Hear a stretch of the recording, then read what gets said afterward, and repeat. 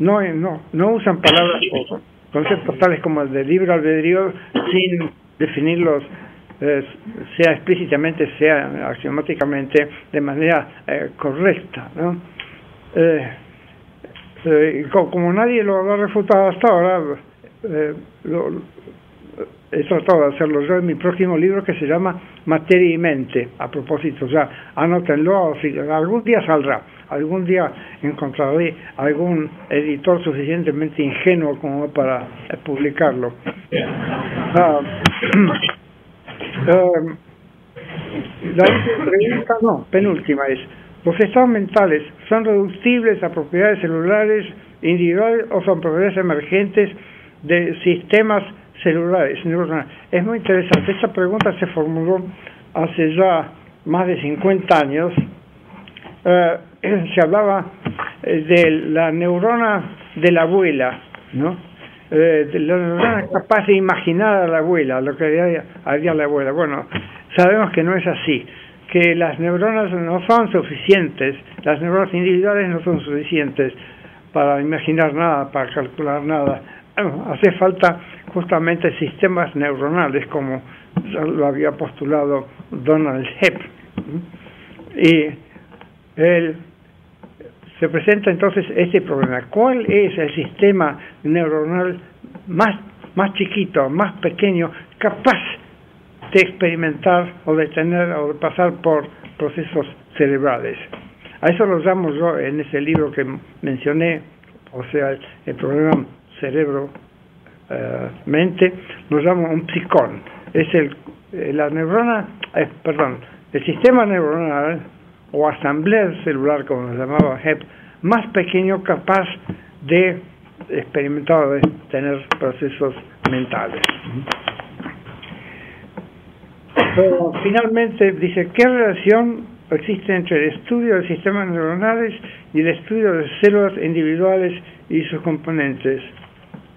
Bueno, es lo mismo que pasa en la física, en la química, en las ciencias sociales. Es un problema muy interesante, problema del individuo y del sistema de individuos. El individuo, o el componente de un sistema, está relacionado con otros componentes y también está relacionado con el mundo exterior, y esa relación, esos vínculos entre los componentes hace que aparezcan problemas emergentes, propiedades emergentes. Lo que no puede hacer uno puede hacerlo tal vez una asamblea, un sistema, etcétera. Pero además existe el problema del mundo exterior, que posibilita hacer ciertas cosas e imposibilita hacer otras. Es decir, es una jaula que alimenta y también atrapa.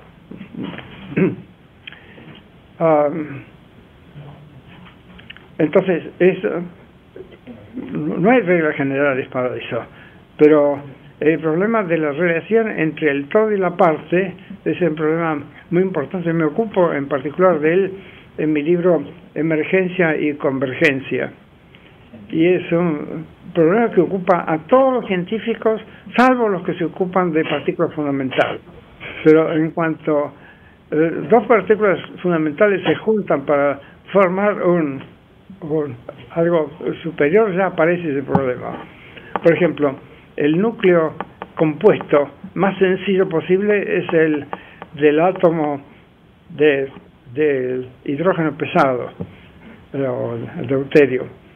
Ese núcleo está formado por un protón y un neutrón, y tiene propiedades que no tienen los componentes. Por ejemplo, el neutrón solo, si no está unido al protón, se desintegra al cabo de 17 minutos. Si está junto con el protón, puede sobrevivir indefinidamente. En todo caso, ese problema se presenta en todas las ciencias. ¿Usted tiene más preguntas? Acá tengo una que dice si el monismo... ¿Cómo? Si el monismo físico-químico de las funciones mentales se fuera a implementar en en la medicina humana, en el sentido de en las profesiones de la salud mental. Bueno, ¿Cuál sería? No es físico-químico, sino psiconeural, ¿no? Psiconeural. Sí. Claro. ¿Cuál sería la interrelación entre la psicología, la neurología? Bueno, si usted es un dualista, si usted fuese un neurólogo o psicólogo o psiquiatra dualista, diría, para curar esta enfermedad mental, lo que tenemos que hacer es un exorcismo, porque obviamente usted ha sido atrapada por demonios, entonces tenemos que exorcizar a los demonios, tenemos que llamar a un exorcista, o si no, tenemos que rezar, o van a saber hacer ciertos ejercicios espirituales como hacen los psicoanalistas, ¿no? Y pagarle, por supuesto, porque como dijo Freud, el paciente considera al dinero como dreck, o caca, entonces quiere eliminar la caca. Entonces, la mejor manera de eliminar la caca es dársela a su analista, ¿no? Yo no estoy inventando, eso lo dijo Freud. Pero si es una persona seria y lo que le interesa es realmente curar o mejorar un poco la situación de su paciente, entonces va a tomar muy en serio los medios físicos, y entre ellos existe entre ellos figura la palabra. La palabra es un medio físico que actúa sobre el cerebro, ¿no? Porque obviamente, si usted me escucha y me hace caso, va a dejar de tomar esa droga que estaba tomando hasta hace poco, ¿no?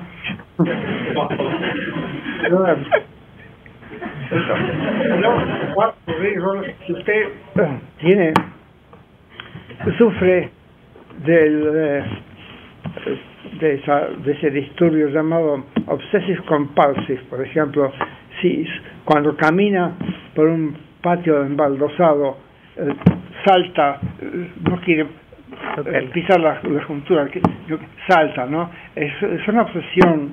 Entonces, para curarla, hay una pildorita para eso, para prácticamente toda una pildorita. A veces las pildoritas no sirven para nada, pero en todo caso ahí están para que usted las compre. Otras veces será necesario abrirle la caja del cerebro y quitarle algo. En el futuro se podrá hacer algo más preciso, y además ya existen aparatos que pueden suplir, por ejemplo, los parapléjicos que no pueden mover sus manos. Hoy se les puede encajar ciertas prótesis de modo tal que con el pensamiento muevan el cursor de la computadora, o que muevan una mano mecánica, ¿no? Hay un brasileño en particular que se ocupa de eso, y la psicoingeniería o la ingeniería cognitiva es una rama que se está expandiendo muy rápidamente, que permite entonces a los impedidos de usar sus manos, les permite usarlos simplemente pensando, ¿no? ¿Por qué? Porque el pensamiento es un proceso cerebral. Si fuera un proceso espiritual, no material, sería totalmente imposible acoplarlo con un dispositivo electromagnético, ¿no? Electromecánico. Entonces, sí, el monismo psiconeural es beneficioso para la medicina. Y desde luego que hay que tener en cuenta no solamente el cerebro, como dije antes, hay que tener también en cuenta el entorno familiar, el entorno social, etcétera, las condiciones de trabajo. Por eso que el tratamiento hoy día, el tratamiento científico de un depresivo no se limita a darle Prozac o una pildorita parecida, sino que también se hace terapia cognitiva. Es decir, se le enseña a vivir mejor, a comportarse de manera menos autodestructiva, a salir y tratar de divertirse, ¿no? Tratar de tomar la vida menos a la tremenda. No siempre tiene éxito, desde luego, porque antes el depresivo se consideraba que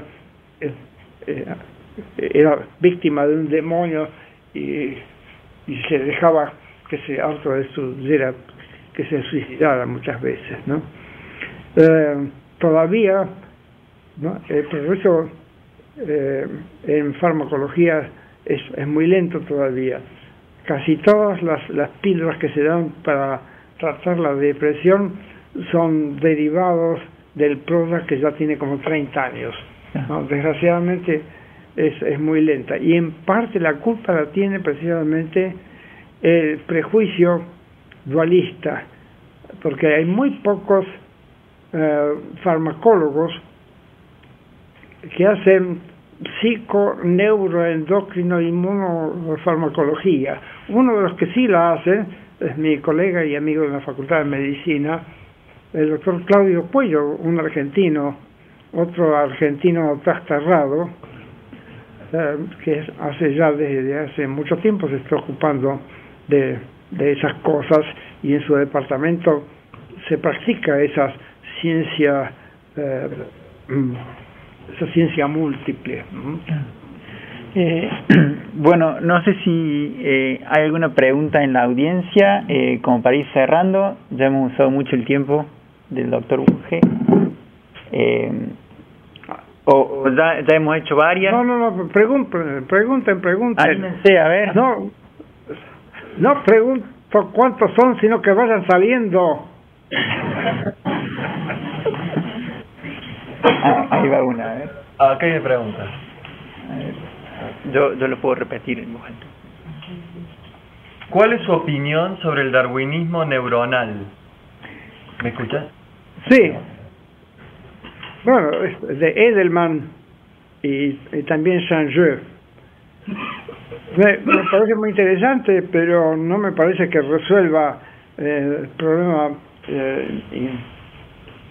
más gordo, el problema de cómo funcionan los sistemas neuronales. Ataca solamente uno de los problemas, y es cómo llegaron a formarse los sistemas que tenemos actualmente, o en el curso tanto del desarrollo individual como de la evolución. Entonces sí, me parece importante, pero me parece secundario. Es decir, yo no creo que Edelman haya resuelto el problema de qué es la mente con su hipótesis sobre el darwinismo neuronal, ¿no?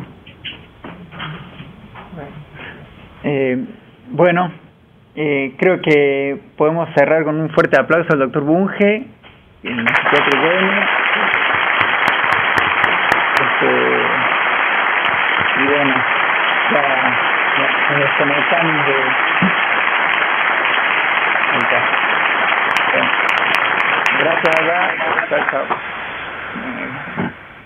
Buenísimo. ¿La escucha, Nico?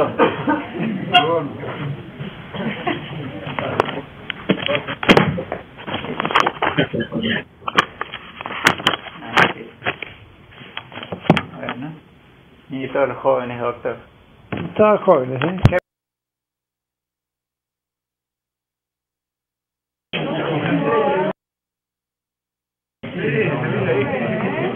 Pero otra